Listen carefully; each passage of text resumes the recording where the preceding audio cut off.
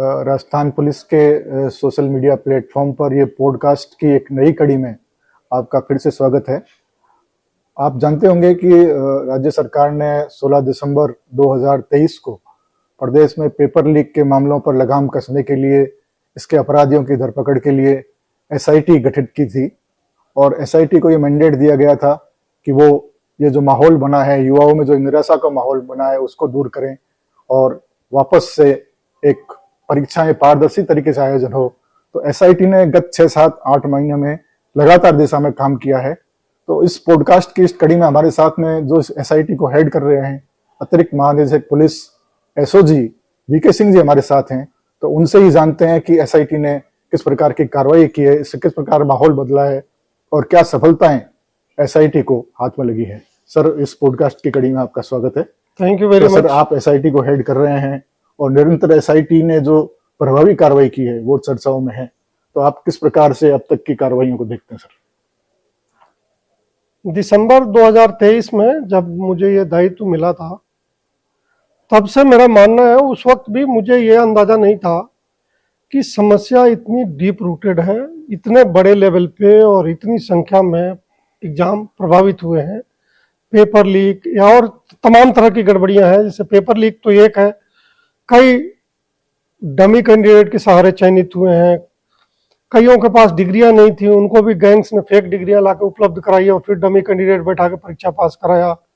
बहुत सारे लोग मेडिकल सर्टिफिकेट मैनिपुलेट करके भर्ती हो गए। तो ये एक बहुत सिस्टमिक रॉट लगा हुआ था। तो जब हम लोगों ने ये शुरू किया और धीरे धीरे अलग अलग केसों के इन्वेस्टिगेशन के दौरान आरोपियों से पूछताछ हुई, हेल्पलाइन से पब्लिक ने जो सूचनाएं दी, तो ये सभी आई ओपनर थी और जो समस्या का स्केल है वो हमें पता चला। तो हम लोगों ने बड़ा सिस्टमेटिक तरीके से ये डिसाइड किया कि जो पुराने केसेस दर्ज हैं उन्हीं को ढंग से इन्वेस्टिगेशन आगे बढ़ाते हैं, उसके दौरान जो जन पब्लिक से सूचनाएं आ रही है उसको कार्रवाई करते हैं। और हमने बेसिकली अप्रोच ये रखा कि जो लोग पकड़े जा रहे हैं या जो भी आगे पकड़े जाएंगे उनके खिलाफ एविडेंस कलेक्शन ढंग से करके और कोर्ट में प्रॉपर तरीके से उस चीज को रखा जाए, ताकि जिस आसानी के साथ ये बाहर आ जाते हैं, ये उसमें उनको दिक्कत महसूस हो और उनको कानून का जो शासन है, कानून का जो एक कंसेप्ट है कि कानून सबके ऊपर है और कोई गलती करेगा तो उसको उसके लिए दंडित होना पड़ेगा। तो ये हम लोगों ने कोशिश की ये ड्राइव इन करने के चक्कर में। जो हेल्पलाइन जारी हुआ था उसमें बहुत ज्यादा संख्या में पब्लिक ने सूचनाएं दी और धीरे धीरे इन्वेस्टिगेशन हुआ। लगभग आज 165 से ज्यादा आरोपी पकड़े गए हैं, उसमें 130 से ज्यादा जेल के अंदर है अभी भी। तो एसआईटी की जो दिन रात मेहनत हुई, जो टीम मेंबर्स हैं उन्होंने बहुत मेहनत किया। कई बार तो 2-3 दिन वो लोग ऑफिस में ही रुके और बहुत मेहनत से वो जो एविडेंस कलेक्शन हुआ है और जो रहस्य थे उससे पर्दा उठाया गया है। पहला बार ऐसा हुआ है कि जो प्रमुख गैंग थे उसकी बड़ी संख्या में लोग एक साथ पकड़े गए। हर बार इनका स्कीम यह रहता था कि अगर कोई पेपर लीक हो भी गया और किसी को शक हो गया गैंग के ऊपर, तो ये गायब हो जाते थे, एक साथ पकड़े नहीं जाते थे, एक दूसरे के ऊपर डाल देता था।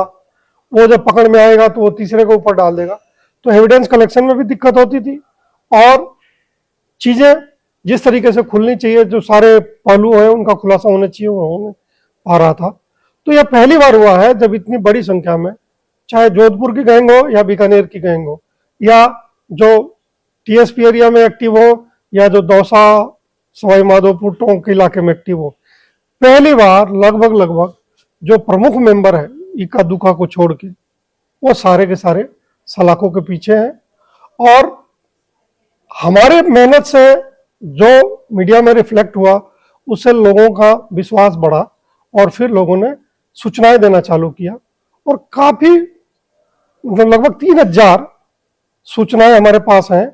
कुछ पे तो हम लोग कार्रवाई कर पाए हैं, कुछ सूचनाएं हमने संभाल के रखी हुई हैं जैसे इनसे फुर्सत मिलता है, क्योंकि इन्वेस्टिगेशन में टाइम लगता है, कोई भी काम आधा अधूरा नहीं करना है। तो इसलिए उसको सिस्टमेटिक तरीके से किस परीक्षा को कब लेना है, ये एक स्ट्रेटेजी का भी हिस्सा है, ताकि जो आरोपी हैं उनको ज्यादा से ज्यादा समय तक जेल के अंदर रखा जा सके। तो ये स्ट्रेटेजी का भी हिस्सा है। तो किस केस को कब करना है, किस केस को बाद में करना है, कौन से परीक्षा का जांच अभी करना है, कौन से परीक्षा का जांच बाद में करना है, ये सब है। साथ में हम लोगों ने एक और किया, ये जो फेक डिग्री छापने वाली मशीनें हैं, इनको पता करके प्राइवेट यूनिवर्सिटी पे इनमें हमने हीट बढ़ा रखा है। ओपी जैस यूनिवर्सिटी का तो जो प्रमुख प्रमुख लोग हैं वो अब जेल में हैं। इसी तरह बाकी जो यूनिवर्सिटी हैं उसके भी काफी लोग भागे फिर रहे हैं। उनके भी खिलाफ भी एविडेंस कलेक्शन का काम चालू है। अगर एविडेंस मिलता है जिसमें उनकी पर्सनल नॉलेज साबित होती है या जो उस काम के लिए दायी जिम्मेवार होगा उसको भी हम लोग कार्रवाई करेंगे। प्लस एक जो अभियान चल रहा है कि पिछले 5 साल में जो लोग भी भर्ती हुए हैं उनको वापस एक बार परखा जाए, और मुझे खुशी हुई कई डिपार्टमेंट से बड़ा अच्छा रिस्पॉन्स मिला है। उन्होंने मन लगा के कई लोगों को चिन्हित किया है जो या तो फर्जी डिग्री वाले हैं। अगर फर्जी डिग्री वाला है और कॉम्पिटिटिव एग्जाम पास करके आया है, इसका मतलब उसको फर्जी डिग्री है तो सब्जेक्ट का टेस्ट तो पास नहीं कर सकता था। इसका मतलब परीक्षा में या तो उसको किसी ने पास करवाया है या कोई उसके बदले परीक्षा दिया है। तो धीरे धीरे परतें खुल रही है। और एक और बहुत अच्छा चीज हो रहा है, पहली बार ये जो गैंग के लोग हैं ये हीट महसूस कर रहे हैं। हमने इनके परिवार के लोगों के खिलाफ जो उन्होंने अपराध कर रखा है उसके लिए उनकी जिम्मेवारी फिक्स करना चालू की है। जैसे हर्षवर्धन मीना दौसा के क्षेत्र में, सवाई माधोपुर में, जयपुर के आसपास ये काफी एक्टिव थे पेपर आउट करके उसको बेचने में। जो जोधपुर का गैंग है उससे काफी क्लोजली नीट थे ये। तो हमें पता चला कि इनकी पत्नी जो है डमी के सहारे नौकरी प्राप्त की है, तो हमने उसके खिलाफ मुकदमा दर्ज कर रखा है। वो गैर हाजिर है तो उसके खिलाफ उसके लिए डिपार्टमेंटल कार्रवाई हो उसके लिए पीछा कर रखा है। तो पहली बार ये जो गैंग के लोग हैं इनके परिवार वालों के खिलाफ जो इन्होंने पिछले समय में पेपर आउट या डमी के सहारे परीक्षा पास करवा कर नौकरी लगा दी है, वो भी हम धीरे धीरे इनकी नकेल कस रहे हैं ताकि जो लोगों ने सुख भोगा है वो दुख भी साथ बांटे।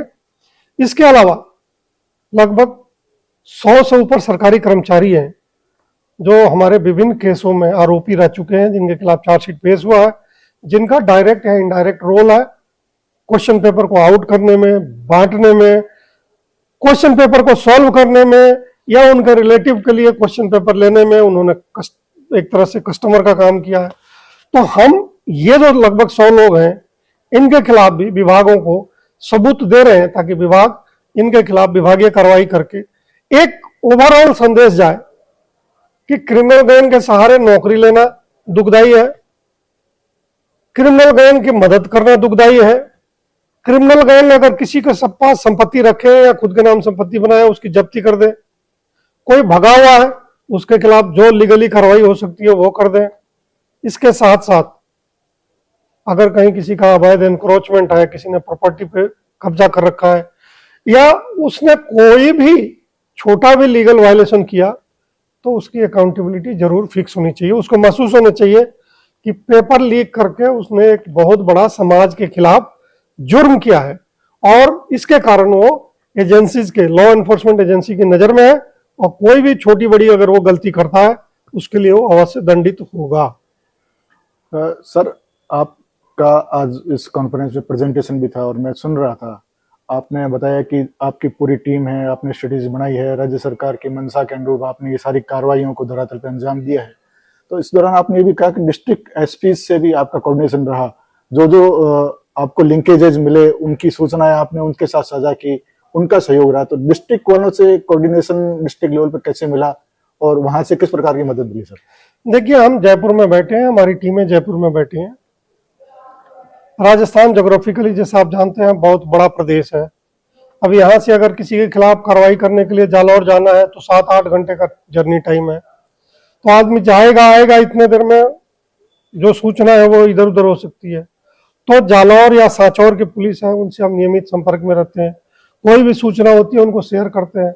हमारे बहुत सारे आरोपियों को उन्होंने पकड़ा है, हमारी सूचना पे भी पकड़ा है, उन्होंने खुद भी सूचना इकट्ठा करके पकड़ा है।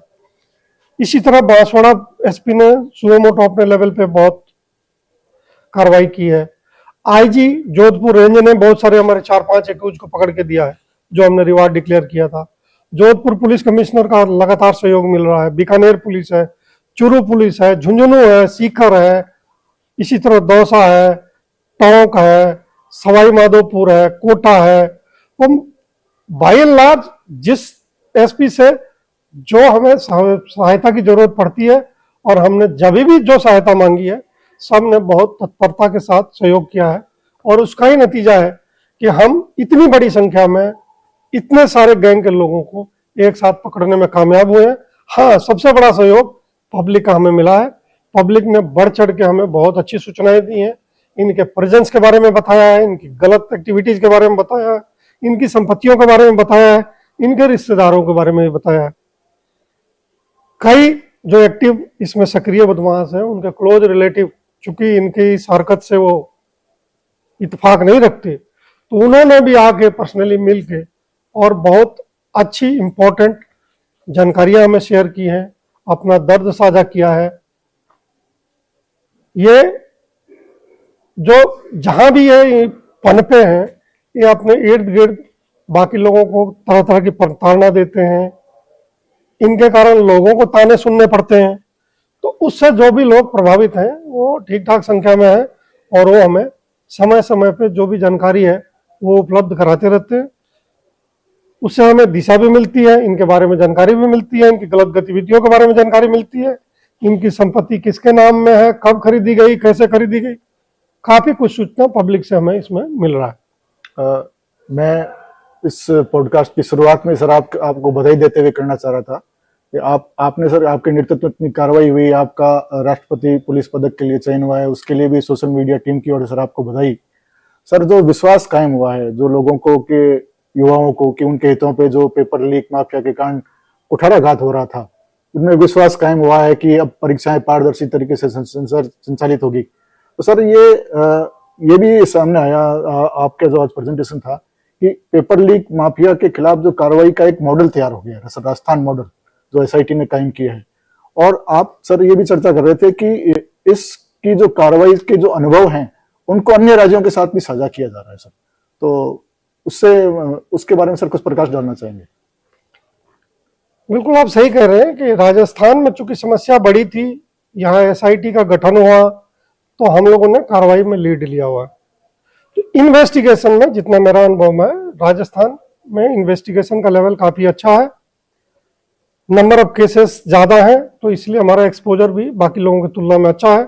आसपास के जो अपनी नेबरिंग स्टेट है, हरियाणा छोड़ के बाकी जगह पेपर लीक की समस्या बड़ी है, लेकिन इतनी बड़ी नहीं है जितनी राजस्थान में पिछले 5-7 साल में कोरोना के आसपास ये हो गई थी। तो उसका जो अलग अलग फोरम पे इंटरेक्शन होता है, उसमें हम लोग जाके अपना अनुभव सुनाते हैं, दूसरे राज्य के लोग अपना अनुभव सुनाते हैं, उनसे हम बहुत कुछ सीखते हैं। और सब एक और भी महत्वपूर्ण बात है कि जो कैंडिडेट परीक्षा दिए हैं वो इन्हीं के बीच में रहते हैं, मार्केट में रहते हैं, उनके पास बहुत सारी जानकारी रहती है परीक्षाओं के बारे में। तो एक काम जो हमने किया है वो ये है कि जो कोई भी पीड़ित आता है उसको जितना टाइम वो बात करता है, जितनी जानकारी वो देना चाहता है, उस सबको हम लोग गौर से सुनते हैं, उसमें एक्ट अपॉन करते हैं और कोशिश करते हैं कि उसने जितनी मेहनत करके जानकारी जुटाई है उसका मेहनत व्यर्थ नहीं जाए, जो गलत है उनके खिलाफ कार्रवाई हो, और इस पीड़ित को अगर कोई न्याय मिलने में कोई फायदा हो सकता है तो वो भी हम करने की कोशिश करते हैं। आपको आश्चर्य होगा, एनटीटी की भर्ती 2018 का जो भर्ती है उसमें लगभग 400-500 लोग, उनको बार बार एक्सटेंशन दिया जा रहा है कि वो डॉक्यूमेंट वेरीफाई कराएं, लेकिन जिनका रिजल्ट डिक्लेयर्ड है वो भी अब इस डर से शायद नहीं आ रहे हैं कि अगर वो गलत सर्टिफिकेट लेके अगर वो ज्वाइन करने आएंगे तो शायद उनके खिलाफ पुलिस कार्रवाई कर देगी। इसी तरह पीटीआई भर्ती में बहुत सारे लोग हैं जो अब जिन्होंने ज्वाइन कर लिया, जो नए लोग ज्वाइनिंग में बहुत हिचकिचा रहे हैं, स्पोर्ट्स का सर्टिफिकेट वेरीफाई करने में लोग बहुत हिचकिचा रहे हैं। तो तरह तरह का, इवन आरपीएससी जब बुला रहा है तो बहुत सारे कम लोग टर्न अप हो रहे हैं, उनका अपना एक सिस्टम है। कुछ चल रही भर्तियों की जांच हम कर रहे हैं, उसमें बहुत इंटरेस्टिंग ट्रेंड मिल रहे हैं, उसमें भी आने वाले टाइम में कार्रवाई होगी। तो पिछली जो भर्तियां हैं उसमें काफी कुछ सफाई का प्रयास अंदर अंदर चल रहा है, डिपार्टमेंट के द्वारा भी, हमारे लेवल पे भी वो चल रहा है कार्रवाई। पिछले 7-8 महीने में जितनी 100 से ज्यादा परीक्षाएं हो गई, हम लोगों ने, और जो परीक्षा के आयोजक हैं जैसे आरपीएससी हो गई या अधीनस्थ कर्मचारी चयन बोर्ड हो गया, तो ये जो भी है ये भी इच्छुक थे कि इनके सिस्टम सुधरे, और जो उस सिस्टम सुधारने में प्रयास कर रहे थे उसमें हमारा जो अनुसंधान से अनुभव आया, हर परीक्षा से हमने कुछ सीख के उनको सुझाव दिया और उन्होंने लागू किया। तो एक जो ओवरऑल सिस्टम तैयार है अभी परीक्षा का जो राजस्थान में चल रहा है, वो बहुत साफ सुथरा और ट्रांसपेरेंट सिस्टम चल रहा है। देखिए, अगर जनता का भरोसा पुलिस में कायम होता है तो बढ़ के सूचनाएं देती है।